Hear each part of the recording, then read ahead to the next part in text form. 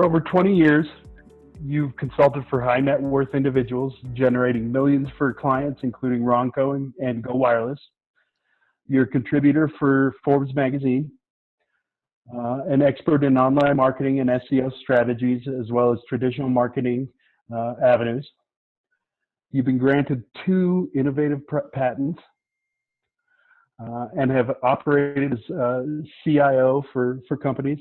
And recently and relentlessly maintain your knowledge in step with the latest research, technologies, and best practices for businesses and individuals.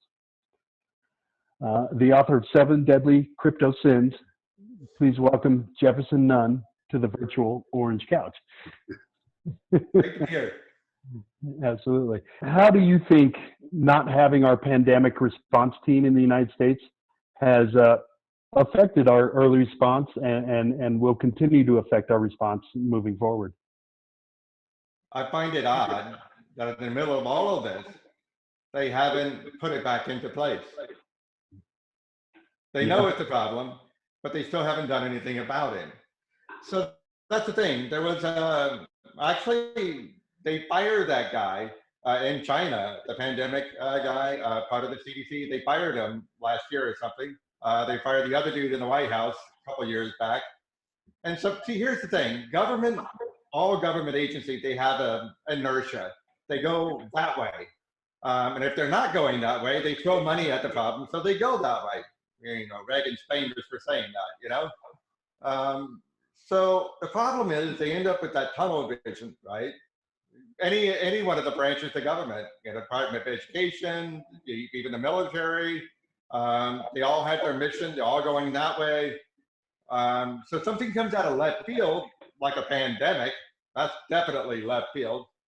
They're going to be blindsided by it unless you have somebody working alongside that agency that looks out for whatever that left field is. You know, so if you have somebody working alongside, such as the pandemic response unit, they can be a facilitator of a unified, cohesive response to some kind of a disaster, you know? And you can find, actually, even in large corporations, they have similar types of mechanisms where you have, you know, an external actor, that external consultant that provides you with a recommendation and a strategy that says this is the best way forward. That's a very common tactic in business.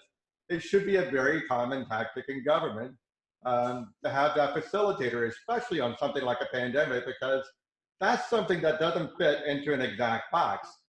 Now, that said, this particular pandemic, it could have been a lot worse. It's bad, but it could have been way worse. Imagine if it was 14-day incubation period. That's bad. This one has it. Rapid mutation. All right, this one's slow. We got lucky. And say 20% death rate. And, you know, one of the spread rates of like 8 or higher, like malaria. Yeah, that would have been, we would have been like in really, really bad shape. So I hope that we can take this opportunity, it really is an opportunity, to have lessons learned, even in a business environment, to have lessons learned to how to respond to a situation like this.